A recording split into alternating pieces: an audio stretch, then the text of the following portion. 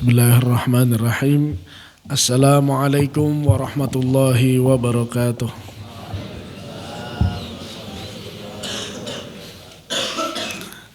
Innal hamdalillah nahmaduhu wa nasta'inuhu wa nastaghfiruh wa na'udzu billahi min shururi anfusina wa min sayyiati a'malina.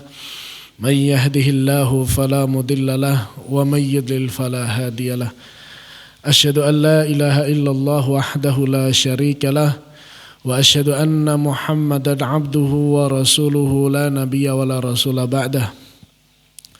Qala Allah Ta'ala ya ayyuhalladzina amanu taqullaha haqqa tuqatih wa la tamutunna illa wa antum muslimun.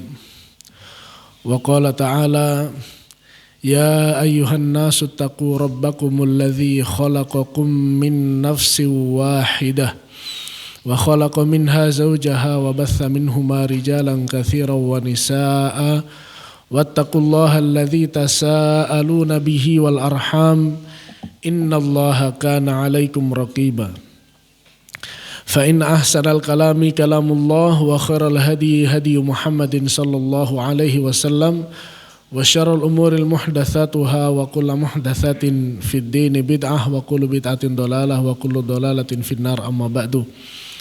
Jamaah salat subuh beserta para santri yang dirahmati Allah Subhanahu wa taala.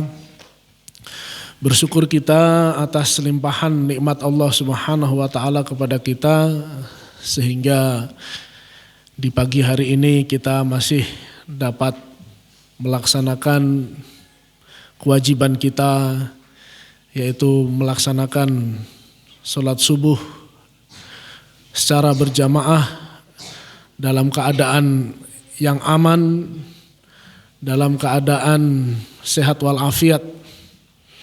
Maka kenikmatan yang Allah berikan kepada kita ini sungguh tak ternilai harganya. Karena saudara-saudara kita hari ini yang ada di Palestina sana, yang menurut berita mereka itu sudah diarahkan, ya, mereka diarahkan untuk mengungsi dari tempat kelahiran mereka, dari tanah air mereka untuk mengungsi. Sudah diusir seperti itu, ternyata di tengah perjalanan mereka masih juga mengalami keganasan, ya, dari musuh utama kita, musuh bebuyutan kita, Yahudi Zionis. Ya. Saudara kita sudah diusir, di tengah perjalanan mereka masih dihujani rudal. Ya. Jadi betapa bengisnya Yahudi kepada saudara-saudara kita yang ada di Palestina sana. Nah, maka melihat atau membandingkan keadaan kita, maka kita haruslah banyak-banyak bersyukur. Kemudian selain itu kita juga jangan lupa, ya, untuk mendoakan saudara kita. Jangan bosan-bosan mendoakan saudara kita yang ada di sana. Semoga Allah Subhanahu wa taala segera menurunkan pertolongannya. Karena bagaimanapun hidup dengan aman dan nyaman itu adalah harapan, ya, harapan setiap manusia ketika dilahirkan di dunia ini. Ya. Jamaah salat subuh rahimani wa rahimakumullah. Maka pada kesempatan pagi hari ini, ya, kita akan mengulas,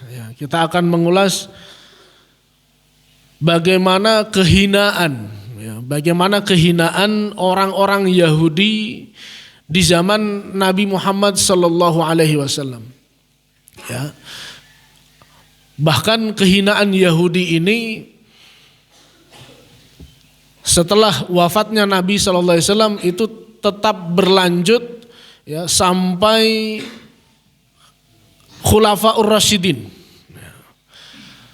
dan bahkan sampai berlanjut di kekhilafahan Islam, ya, yang lamanya kira-kira sekitar 13 abad. Nah, maka dari itu ya, jamaah salat subuh rahimani wa rahimakumullah, mari kita tengok sejarah ya, jangan sekali-kali kita melupakan sejarah ya, karena dengan kita melihat sejarah tersebut kita melihat bagaimana umat Islam itu benar-benar umat yang mulia, umat yang tidak bisa diremehkan ya. Umat yang bisa bertahan kekuasaannya ya selama 13 abad. Dalam sejarah disebutkan bahwa Imperium Persia ya, bahwa Persia itu berkuasa hanya sekitar 3 atau 4 abad. Kemudian digantikan dengan Imperium Romawi ya, itu juga hanya sekitar 6 abad ya, jadi tidak begitu lama ya. Kemudian setelah Islam datang yang dibawa oleh Nabi kita Muhammad SAW ya, sebagai penerus atau sebagai penutup ya, dari nabi-nabi sebelumnya, maka umat Islam ini dapat berkuasa ya, menguasai dunia ini selama kurang lebih sekitar 13 abad. Ya, maka di kalangan barat sana, Bapak Ibu, itu mereka menganggap bahwa angka 13, ya, angka 13 itu dianggap sebagai angka sial. Jadi angka 13 itu mereka anggap sebagai angka sial. Mereka berdasarkan apa? Mereka berdasarkan karena selama 13 abad itu umat Islam berkuasa. Nah, akhirnya mereka menjadikan angka 13 itu sebagai angka sial ya, bagi mereka. Ya, padahal bagi kita ya tidak ada yang namanya angka sial. Ya. Nah, Bapak Ibu rahimani wa rahimakumullah, kita akan mengulas bagaimana Yahudi di zaman Nabi kita Muhammad SAW. Ya, jadi ketika singkat cerita Nabi SAW datang ke kota Madinah. Datang ke kota Madinah, langsung beliau menjadi penguasa. Ya. Nabi SAW ketika datang ke Madinah itu langsung otomatis menjadi penguasa di Madinah. Padahal Yahudi sudah bercokol di sana, ya sudah lebih lama hidup di sana, dan juga orang-orang musyrik. Akan tetapi ketika Nabi SAW datang, itu beliau langsung jadi penguasanya dan langsung membuat aturan. Ya. Jadi Nabi SAW sebagai pendatang, ya, akan tetapi apa? Beliau ketika datang ke Madinah, beliau langsung menjadi penguasa, beliau langsung jadi pemimpin, dan beliau langsung membuat aturan. Yang akhirnya aturan tersebut kita kenal sampai hari ini dengan sebutan Piagam Madinah. Jadi Piagam Madinah itu Bapak-bapak, Ibu-ibu rahimani wa rahimakumullah, disebutkan adalah undang-undang pertama yang dibuat oleh manusia dengan tertulis. Undang-undang negara yang dibuat oleh manusia secara tertulis. Bahkan lebih hebatnya lagi, undang-undang ini adalah undang-undang yang paling modern. Undang-undang yang paling modern. Kenapa bisa disebut undang-undang atau yang disebut Piagam Madinah ini sebagai undang-undang yang paling modern ya, atau yang paling maju sampai kapanpun bahkan sampai hari kiamat ya, itu Piagam Madinah adalah piagam yang paling modern ya. Jadi kalau Bapak Ibu melihat, loh bukankah kalau sama UUD 45 itu lebih baru UUD 45 Ustaz? Ya, kenapa kok Piagam Madinah dianggap lebih modern ya, lebih maju? Nah, Bapak-bapak, Ibu-ibu rahimani wa rahimakumullah, ternyata selama ini kita menganggap ya bahwa peraturan yang maju itu seperti apa? Undang-undang yang maju itu bagaimana kira-kira? Ciri-cirinya penopo? Undang-undang yang dianggap sebagai undang-undang yang paling maju, yang paling modern. Nah, singkatnya begini Bapak Ibu. Undang-undang yang paling modern, ya, ringkasnya adalah undang-undang yang paling bisa memanusiakan manusia.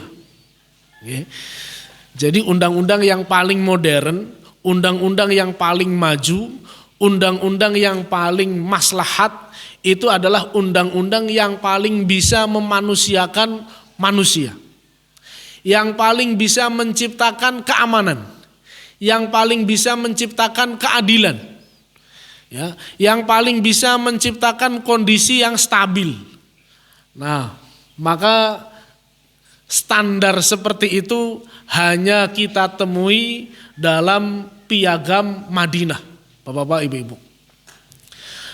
Saya kasih contoh, ya, dalam salah satu undang-undang yang dibuat oleh Nabi Shallallahu Alaihi Wasallam ketika beliau datang ke Madinah itu, ya, diantaranya apa?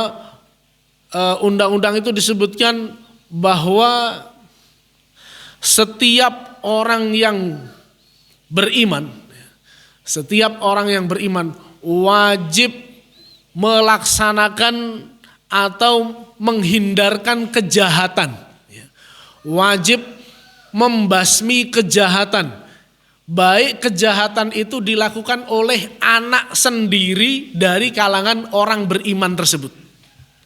Salah satu poin dari piagam yang dibikin oleh Nabi SAW, ya, itu adalah orang yang beriman wajib membasmi kejahatan meskipun kejahatan itu dilakukan oleh salah satu anak dari orang yang beriman itu sendiri. Artinya pun apa Bapak-bapak, Ibu-ibu rahimani wa rahimakumullah, artinya Piagam Madinah itu dilaksanakan dengan tidak tebang pilih. Tidak tebang pilih. Beda undang-undang yang berlaku atau hukum yang berlaku di tengah masyarakat kita hari ini, bahwa hukum itu hanya akan keras diarahkan ke arah sinten, Bapak-bapak, Ibu-ibu. Hukum itu akan berat dirasakan oleh siapa? Oleh rakyat jelata. Hukum itu akan dirasakan berat oleh rakyat biasa. Adapun para penguasa bagaimana? Nah, adapun para penguasa kalau melakukan kejahatan, anaknya penguasa melakukan kejahatan, ya, maka hukum itu, ya, akan berlaku ringan-ringan saja. Ya, akan berlaku ringan-ringan saja. Nah, itu salah satu contoh, ya, salah satu contoh dari isi Piagam Madinah. Ya, ternyata selain mengajarkan supaya kondisi masyarakat itu stabil, juga mengajarkan, ya, bagaimana hukum itu diterapkan dengan cara yang sangat adil. Nah, Bapak-bapak, Ibu-ibu rahimani wa rahimakumullah, singkat cerita, ya, ketika Piagam Madinah itu berhasil dikukuhkan, ya, berhasil dibuat. Nah, jadi di Madinah itu ada 3 kelompok besar Yahudi. Ya, ada 3 kelompok besar Yahudi. Satu Yahudi Bani Qainuqa, ya, satu Yahudi Bani Qainuqa. Yang kedua Yahudi Bani Nadir. Yang ketiga Yahudi Bani Quraidah. Nah, Allahu a'lam bishawab, Yahudi yang tersisa hari ini yang jahat itu dari 3 spesies yang mana? Ya, apakah yang dari Quraidah, apakah yang dari Bani Nadir, ataukah yang dari Bani Qainuqa? Ya, wallahu a'lam bishawab. Tapi yang jelas, ya, mereka melanjutkan kebodohan, ya, mereka melanjutkan kedunguan yang dilakukan oleh nenek moyang mereka. Nah, singkat cerita Bapak Ibu rahimani wa rahimakumullah, ya, bahwa dalam Piagam Madinah itu Nabi SAW mencantumkan Yahudi bebas melaksanakan agamanya. Ya. Jadi ternyata agama Islam itu mengajarkan apa? Toleransi, ya, toleransi beragama. Jadi ketika Nabi berkuasa, Bapak-bapak, Ibu-ibu, yang perlu kita ketahui, Nabi tidak pernah memaksakan, ya, warga kota Madinah untuk masuk apa? Islam. Ya. Nabi SAW tidak pernah memaksa, ya, penduduk Madinah untuk masuk Islam. Ya, maka dalam Piagam Madinah itu disebutkan Yahudi ya mereka bebas menjalankan keyakinan mereka. Ya, akan tetapi apa? Akan tetapi Yahudi dan warga Madinah yang lain wajib menjaga keamanan. Ya, kenapa? Wajib menjaga keamanan. Jadi meskipun mereka dibiarkan hidup bebas dengan agama mereka sendiri-sendiri, dengan keyakinan mereka sendiri-sendiri, dengan cara hidup mereka sendiri-sendiri. Tapi apa? Nabi SAW menegaskan mereka wajib menjaga keamanan. Nah, ini salah satu poinnya. Yang akhirnya pripun? Yang akhirnya dilanggar oleh Yahudi. Nah, kisahnya suatu hari Nabi SAW memenangkan perang yang paling fenomenal. Perang apa Bapak-bapak, Ibu-ibu? Perang yang paling terkenal dialami oleh Nabi SAW. Perang apa kira-kira? Perang Badar. Perang Badar. Ini pokoknya perang yang paling fenomenal. Nah, setelah Nabi SAW menang dalam perang Badar, ya menghancurkan Quraisy, bahkan berhasil membunuh, kalau bahasa kita mungkin gento-gento ya. Nabi SAW itu bersama kaum muslimin yang lain itu berhasil membunuh gento-gentonya Quraisy. Ya, gento-gentonya Quraisy itu berhasil terbunuh di perang Badar tersebut. Nah, yang totalnya itu mencapai 70 ya, mencapai 70 tokoh Quraisy terbunuh. Nah, setelah peristiwa perang Badar tersebut, Nabi SAW memperingatkan Yahudi, salah satu dari 3 Yahudi tadi, ya, karena ada salah satu dari 3 Yahudi ini ketika melihat Nabi menang, itu mereka semakin menampakkan kebenciannya. Ya, jadi Bapak Ibu, kenapa kok Yahudi itu sangat benci dengan Islam? Ya, singkatnya adalah karena Yahudi melihat Nabi akhir zamannya bukan dari Bani Israel. Nah, singkatnya gitu. Ya, jadi kenapa Yahudi itu sangat membenci Islam?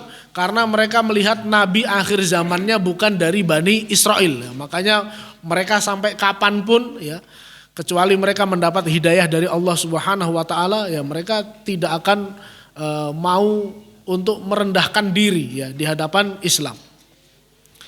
Nah, jadi Bani Qainuqa ya, ketika melihat Nabi Muhammad SAW menang, ya itu justru malah bertindak kayak apa ya?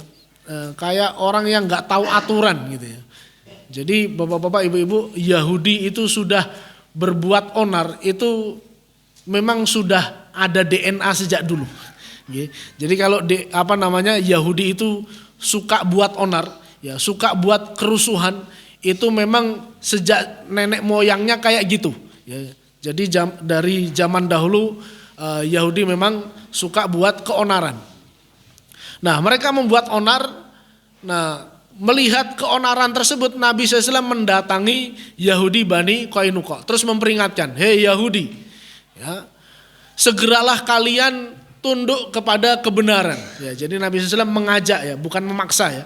Nabi SAW mengajak segeralah kalian untuk masuk Islam, ya, atau kalian ini bertindaklah sebagaimana yang sudah kita janji, ya, sudah kita sepakati bersama bahwa kita harus menjaga keamanan. Ya. Mendapat peringatan dari Nabi SAW seperti itu, ya, Yahudi Bani Qainuqa malah menyaut seperti ini. Hei Muhammad, ya, jangan kamu merasa di atas angin karena kamu berhasil mengalahkan orang-orang Quraisy. Jadi ketika diancam, ya, diperingatkan oleh Nabi SAW, justru orang Yahudi malah apa? Balik mengancam. Hei Muhammad, kamu nggak tahu, ya kan? Quraisy itu mereka orang yang tidak ahli perang. Kita inilah orang yang ahli perang. Itu sesumbarnya siapa? Yahudi. Kita inilah orang yang ahli perang. Kalau Anda berhadapan dengan kami, maka kamu tahu, ya, kamu akan tahu siapa kami sebenarnya. Ini kesombongan yang dilakukan oleh siapa? Yahudi Bani Qainuqa. Nah, mendapat jawaban seperti itu, Nabi SAW sebenarnya sudah menahan menapa? Bapak-bapak, ibu-ibu, menahan amarah. Ini orang diperingatkan malah balelo kayak gini. Akhirnya Nabi SAW masih berusaha untuk bersabar. Nah, suatu hari puncaknya bapak-bapak, ibu-ibu, suatu hari ada muslimah itu sedang belanja di pasar Bani Qainuqa. Secara diam-diam muslimah tersebut jubahnya dililit ya. Jubahnya ketika muslimah itu sedang jongkok, itu diam-diam ada orang Yahudi yang melilit pakaiannya, ujung pakaiannya dengan tali, yang tali itu ada patoknya ya. Talinya nyangkut dengan patok. Tujuannya apa? Tujuannya kalau muslimah ini berdiri, maka pakaiannya akan lepas. Akhirnya betul, muslimah tadi tanpa diketahui oleh muslimah tadi, ya pakaiannya yang sudah diikat, dia berdiri, tersingkaplah auratnya. Ya, tersingkap auratnya. Auratnya kesingkap, otomatis pripun? Kalau orang yang menjaga kehormatan, menjaga kesucian, tiba-tiba auratnya disingkap, pasti teriak.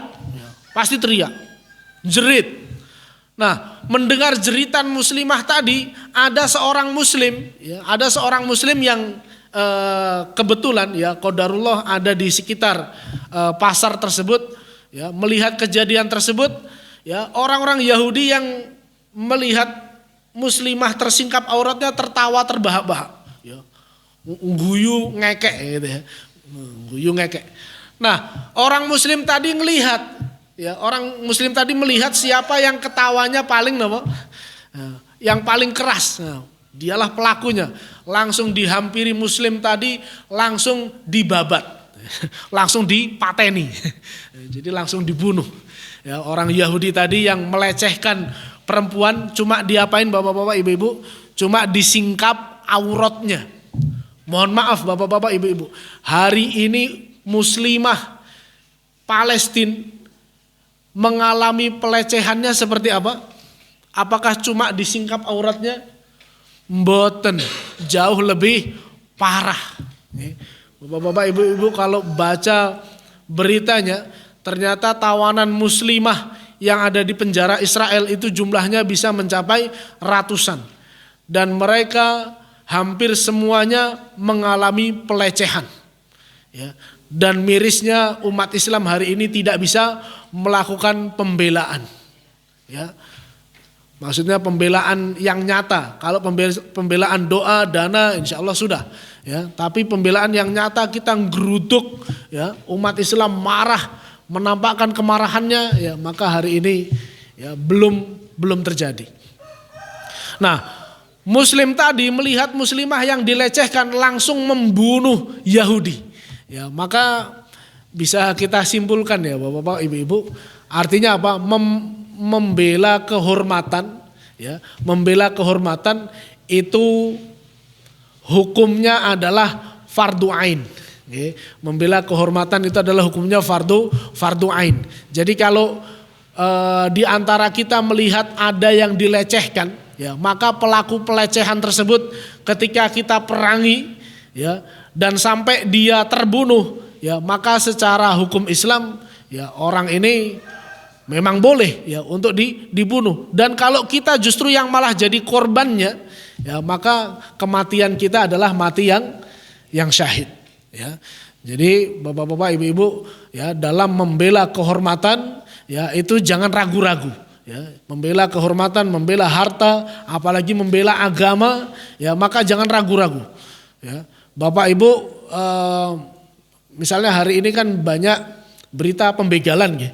Banyak berita pembegalan. Nah, kalau suatu saat, ya, tapi naudzubillah min dzalik, ya, kita akan tetapi apa? Ini ilmunya ketika kita menghadapi orang yang berusaha untuk membegal kita, ya, maka yang diperintahkan kepada kita adalah kita harus membela harta kita, ya, sampai kita yang mati atau perampoknya yang mati, nah, gitu.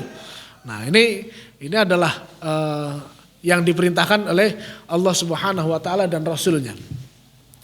Nah, ketika Muslim tadi membunuh pelaku kejahatan tadi, ya, otomatis karena di situ pasar Yahudi, ya, banyak orang Yahudi melihat Muslim membunuh kawannya, maka Muslim tadi langsung dikeroyok orang Yahudi dan juga diapain? Dibunuh. Nah, padahal yang melakukan kesalahan pertama sinten? Orang Yahudi. Nah, barulah ketika melihat berita ini Nabi SAW dan kaum muslimin sudah tidak bisa sabar. Nah, Nabi SAW dan kaum muslimin sudah tidak bisa sabar melihat pelecehan dan pembunuhan yang dilakukan oleh orang Yahudi. Maka apa? Nabi SAW langsung keluar, ya, bersama kurang lebih sekitar 1.500 sahabat datang untuk mengepung benteng Yahudi Bani Qainuqa. Ya, langsung dikepung Yahudi Bani Qainuqa tersebut. Dan ternyata, ya, yang mereka sumbarkan itu, kata mereka kan, hai Muhammad, kamu belum ketemu kita. Kalau ketemu kita, ya Anda akan tahu kitalah orangnya, gitu ya. Jadi artinya mereka menganggap diri mereka lebih hebat daripada orang Quraisy. Nah, ternyata ketika dikepung oleh Nabi SAW, ya, baru sekitar 6 atau paling lama sekitar 15 hari, ya, Yahudi Bani Qainuqa sudah angkat bendera putih, ya. Artinya pribun, mereka sudah menyerah, ya, mereka menyerah. Akhirnya apa? Ketika mereka menyerah, mereka minta izin kepada Nabi SAW untuk mereka boleh bawa keluarga dan harta benda. Ya, oleh Nabi SAW hanya diizinkan Anda boleh bawa keluarga, tapi harta hanya boleh membawa sesuatu yang bisa dipikul 1 onta. Jadi sisanya harus ditinggalkan di Madinah. Akhirnya jadi namanya bapak-bapak ibu-ibu, harta yang didapat dari hasil perang, ghanimah. Jadi Nabi SAW mendapatkan ghanimah ketika perang mengepung Bani Qainuqa tersebut, ya, dan jumlahnya lumayan. Nah, jadi bapak-bapak ibu-ibu, ketika kita melihat ada kezaliman yang dilakukan oleh orang kafir, ya, kemudian kita melakukan jihad, ya, melawan orang-orang kafir tersebut, maka harta orang kafir yang kita perangi tersebut, ya, akan menjadi harta ghanimah. Ya. Dan bapak-bapak ibu-ibu rahimani wa rahimakumullah, Allah Subhanahu wa taala menyebutkan harta yang paling halal menika harta punapa? Ternyata harta ghanimah, bapak-bapak ibu-ibu. Allah Subhanahu wa taala berfirman, "Wa kulu mimma ghanimtum halalan thayyiba." Wa kulu mimma ghanimtum halalan thayyiba. Dan makanlah dari harta yang kalian jadikan ghanimah dalam keadaan halal dan thayyib. Nah, bapak-bapak ibu-ibu, jadi harta yang halal dan thayyib itu adalah harta ghanimah, ya. Jadi kalau sudah halal thayyib lagi, nah, maka itu harta yang paling nopo? Harta yang paling baik. Nah, sayangnya hari ini umat Islam, ya, mungkin hampir tidak ada, ya, yang rezekinya dari nopo? Dari ghanimah, ya. Hampir tidak ada. Mungkin hanya saudara-saudara kita yang hari ini sedang berjihad, dan mereka yang merasakan harta ghanimah. Adapun yang tidak berjihad, ya, maka nggak merasakan ghanimah, ya. Jadi mungkin hartanya halal saja, ya, tidak sampai halalan thayyibah. Nah, Bapak Ibu rahimani wa rahimakumullah, akhirnya Bani Qainuqa diizinkan oleh Nabi SAW keluar dari Madinah dengan membawa harta yang bisa dipikul seekor onta, dan mereka boleh membawa anak keluarganya. Dan dalam sejarah disebutkan Bani Qainuqa mengalami peristiwa yang mirip seperti di zaman Nabi Musa. Nama mereka tersesat di padang pasir, ya. Mereka tersesat di padang pasir, ya, dan disebutkan bahwa tidak sampai 1 tahun Bani Qainuqa yang diusir oleh Nabi SAW, mereka semuanya sudah binasa, ya, artinya mereka sudah punah, Ya, jadi bisa jadi Yahudi yang tersisa itu bukan dari Bani Qainuqa ya, karena sudah punah Bani Qainuqa ya, karena mereka diusir dari Madinah, kemudian mereka mengembara di padang pasir ya, mereka kehabisan bekal selama 1 tahun, mereka sudah habis ya, sudah punah. Nah, kemudian Yahudi yang kedua, Bapak-bapak, Ibu-ibu, yaitu Yahudi Bani Nadir. Ternyata modelnya hampir sama ya. Modelnya hampir sama, yaitu apa? Nabi SAW waktu itu ada sahabat yang salah bunuh. Ada sahabat yang salah bunuh. Peristiwanya itu ketika ada 70 penghafal Quran. Nabi SAW suatu hari didatangi tokoh kepala suku. Ya, kepala suku ini minta, wahai Nabi, tolong dikirim di daerah kami penghafal Quran atau da'i yang akan mengajak mereka kepada Islam. Nah, Nabi SAW semangat. Akhirnya Nabi SAW memilih 70 sahabat penghafal Quran. Ya, dipilih sahabat-sahabat penghafal Quran. Nah, ketika dikirim ya, ke daerah tersebut, di tengah jalan 70 sahabat ini dibegal. Ya, dibegal, dibunuh, diserang pakai tombak, anak panah dan lain sebagainya dari berbagai arah. Dan yang tersisa hanya berapa Bapak Ibu? Yang tersisa cuma 2 ya, dari 70 ya, semuanya syahid, yang tersisa 2. Nah, 2 sahabat tadi kenapa bisa selamat ya? Karena ketika diserang itu 2 sahabat ini pura-pura mati ya, dia pura-pura mati, dia belum kena panah tapi sudah pura-pura ambruk. Nah, jadi akhirnya yang lainnya sudah meninggal. Nah, yang 2 ini langsung pulang ya, ketika para penyerang itu sudah pergi. Nah, di tengah perjalanan pulang, 2 sahabat tadi mampir di suatu tempat yang dia mengira tempat itu adalah markas pembegal tadi. Ya, ketemu ada orang yang sedang angon kambing, ya, akhirnya orang yang sedang angon kambing itu diapain? Dipateni. Ya, ada orang lagi angon kambing, ya, dipateni karena apa? Karena dia kira orang yang sedang angon kambing ini adalah kawan para pembegal tadi. Akhirnya dibunuh ya, pengembala kambing tadi. Nah, setelah itu langsung dia pulang ke Madinah. Nah, ketika dilaporkan kepada Nabi SAW, ternyata orang yang dibunuh sahabat tadi salah ya. Orang itu adalah yang dibunuh orang yang punya perjanjian damai dengan Nabi SAW. Nah, karena salah bunuh ya, maka dalam Islam itu ada namanya diyat, Bapak-bapak, Ibu-ibu.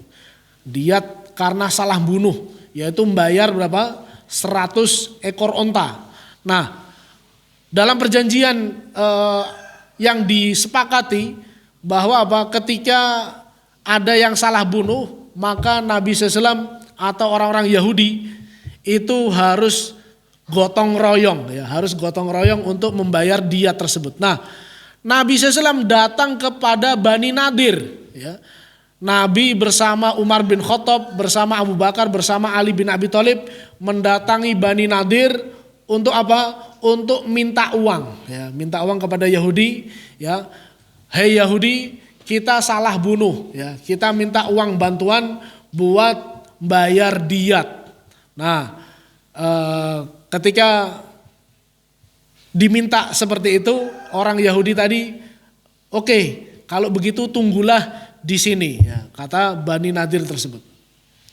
Nah, setelah orang yang ditemui Nabi SAW tadi masuk ke dalam benteng, ternyata di dalam benteng orang Yahudi Bani Nadir bukannya menyiapkan harta yang diminta Nabi, tapi apa? Justru malah mereka saling bersepakat. Begini kesepakatannya, siapa di antara kalian yang berani ambil batu, kemudian naik ke atas benteng, terus lemparkan ke kepalanya sinten? Kepalanya Nabi Muhammad. Ke kepalanya Muhammad. Siapa yang berani ambil batu ya, terus dilemparkan ke kepalanya Nabi SAW. Nah, di antara Bani Nadir itu ada orang yang cerdas, bilang begini, jangan, ojo nganti gitu ya kan. Kalau kamu lakukan, Muhammad pasti akan dapat berita dari dari langit. Kalau kamu lakukan, Nabi Muhammad pasti akan dapat berita dari langit. Dan kalau Nabi segera dapat berita dari langit, maka habislah riwayat kita. Nah, mendapat nasihat tersebut digubris nama mboten kira-kira? Mboten. Walah, pokoknya langsung dipateni beres gitu ya kan. Nah, inilah dungunya orang-orang Yahudi. Akhirnya ada salah satu dari mereka ngambil batu penggiling penggiling gandum. Ya, dia naik ke atas benteng, siap-siap dilemparkan ke kepala sinten Nabi Muhammad SAW. Ketika sudah siap di atas benteng, ketika mau dilempar, apa yang terjadi Bapak Ibu? Nabi Muhammad sudah nggak ada. Nabi Muhammad sudah nggak ada. Kenapa kok nggak ada? Sudah dapat berita dari malaikat Jibril. Ya, jadi Nabi SAW sudah pergi meninggalkan benteng tersebut. Ya, dan sahabat nggak ada yang dikasih tahu. Jadi Abu Bakar, Umar, Utsman dan Ali itu tetap masih duduk di situ. Ya, masih duduk di situ. Sedangkan Nabi pergi tanpa ada aba-aba. Ya, Nabi pergi, Yahudi tadi sudah di atas benteng. Loh, ditengok Muhammadnya nggak ada. Nah, langsung gimana orang Yahudi tadi? Waduh, tenan, ya kan? Tenan. Ternyata ada berita dari langit. Ya.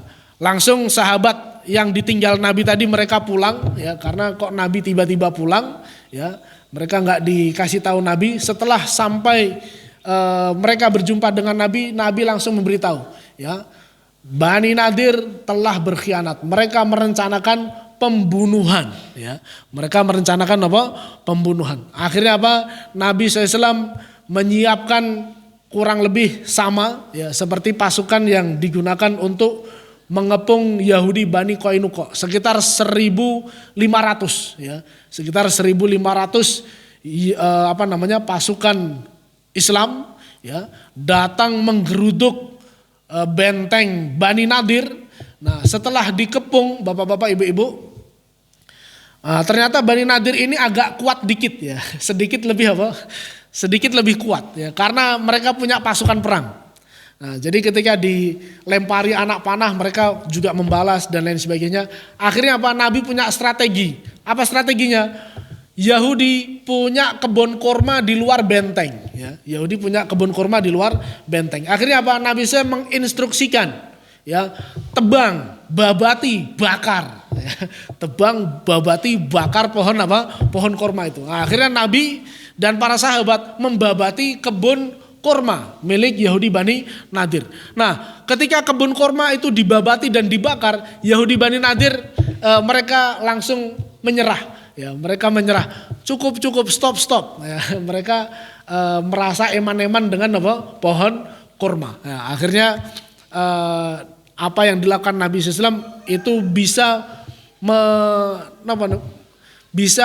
melemparkan ketakutan ya di dalam hati Yahudi Bani Nadir ya. Akhirnya mereka minta diizinkan keluar ya, mereka minta diizinkan keluar seperti Yahudi Bani Qainuqa ya, seperti Yahudi Bani Qainuqa. Akhirnya singkat cerita Bani Nadir itu diusir dari Madinah dan mereka pergi ke daerah namanya Khaybar. Nah, sekarang yang terakhir Bapak-bapak, Ibu-ibu. Nah, yang terakhir adalah Yahudi Bani Quraidah, ya, Yahudi Bani Quraidah. Nah, singkatnya Bani Quraidah ini dia menjadi pengkhianat karena dia berkoalisi dengan pasukan Ahzab, ya, dengan pasukan Quraisy.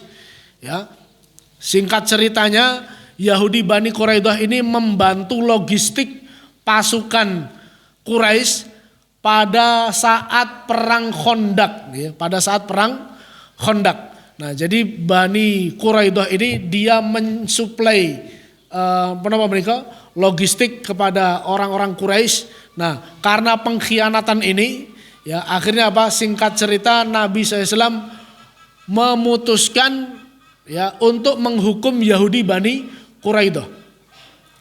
Nah, ada kisah yang unik ya dari Yahudi Bani Quraidah ini.